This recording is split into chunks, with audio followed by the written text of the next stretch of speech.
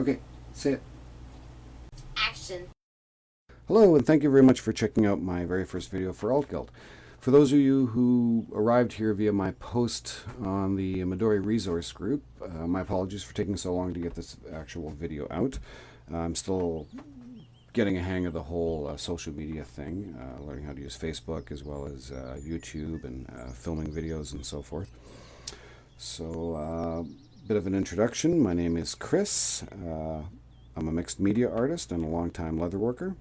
All my products that I've done in the past have all been sold in the offline world, and I've been hounded by my friends to move to the internet and get my stuff up on there.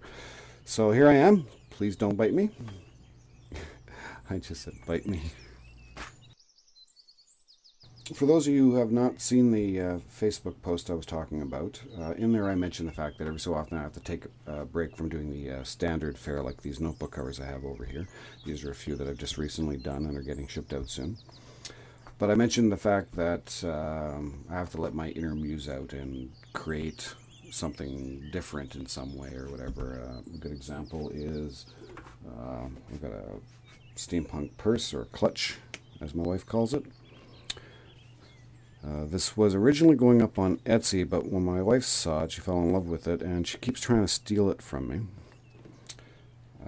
She still thinks it's going up on Etsy for sale soon, but it's not. Sorry, ladies. Her birthday's coming up soon, very soon actually, and I'm setting this aside as a bit of a surprise for her. So, but the point is, you guys have come here to check out the MyDorian steampunk build, so let's get straight to that. Okay, so on to the details. This is vegetable tanned leather, 67 ounces in weight. I've stuffed a bunch of Midori inserts in here just to give you an idea of thickness and dimension. That there's about 1, 2, 3, 4, 5, 6, 7 notebooks in here right now. Probably could put in a few more. The notebooks don't come with the item. Again, it's just being used for demonstration purposes.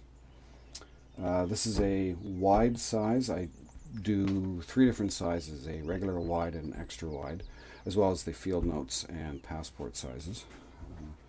A wide, if you were to lay it out flat, take out the inserts. The wide, if you take it out flat, the dimensions are 9 inches by 12 for wide. And what else?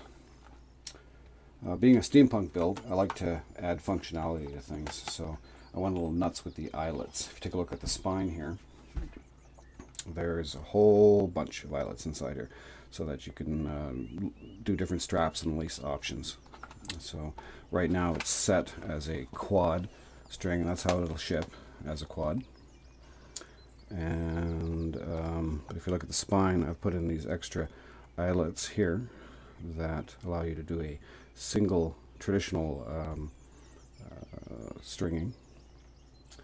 In the center we have 3 eyelets for dual strap, which is the way it ships, as well as if you want to do single strap, these come out relatively easy. Just open up the book, you'll find the strap, pull it out, and that's about it. The elastics have a small copper washer on the end of it, and that's to keep the knots from passing through the eyelets. And restringing it is fairly simple, no tools needed. Just push it in and pull it through and you're good to go. Now, when I ship the items, all the elastics are relatively loose. The knots themselves are loose as well. The reason being is that everybody seems to have their own preference as to how tight the elastics in that are, and everybody seems to be a little bit different. So instead of tightening everything up myself, I leave it loose, and whoever gets the item can customize it the way they see fit.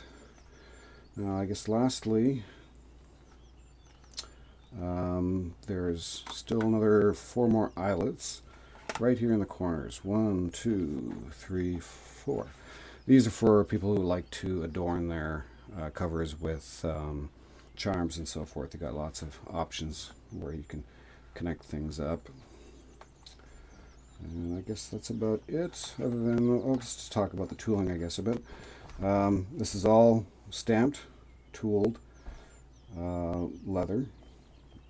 It's not just a painting drawn on here. The edges are finely burnished so that they're nice and smooth and round. And other than that, the feel of the leather itself. Now, in my experience, when it comes to leather, there's a lot of quality products that are out there on the net. Some better than others, but one of the things I have noticed is some people, they've learned to create the notebook in terms of they got the right size cut, they got the holes put in place, they've done maybe a nice dye job to it and so on, but they haven't quite learned the conditioning and breaking in of leather. So what you end up getting is this really stiff cover, almost like cardboard. And all the products that I make are treated in the same way. The leather is broken in so that it's soft, malleable. It's hard to describe via video what it feels like, but again, it's not that hard, thick, or stiff, I should say, cardboard type leather. It feels nice when you hold it. When you got this, it feels like a quality product. Okay, so that's the end of this particular example of the steampunk build. Now in the future I am going to be doing more unique one-off creations like this. They could be anything themed, like say around say Doctor Who or Harry Potter Monster Manual or Hitchhiker's Guide to the Galaxy, or they don't have to be always themed after a TV show or something like that. Who knows what it could be.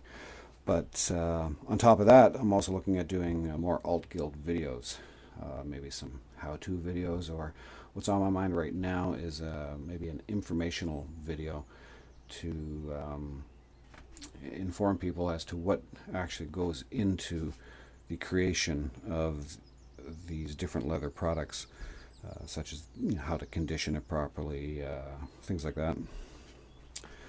So other than that, if you're interested in any of these particular items, you could always check out my Etsy shop. The best way to get there is to go to altguild.com. I'm looking at doing a website in the future, so I've grabbed that domain and I have it pointed directly to my Etsy store.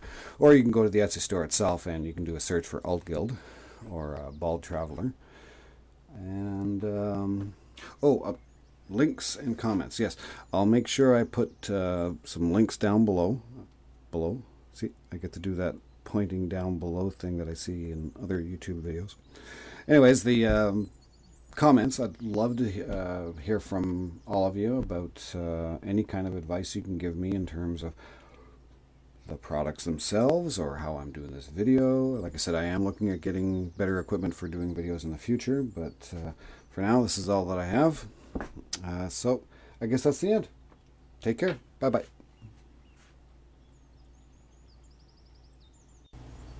Now what do you say?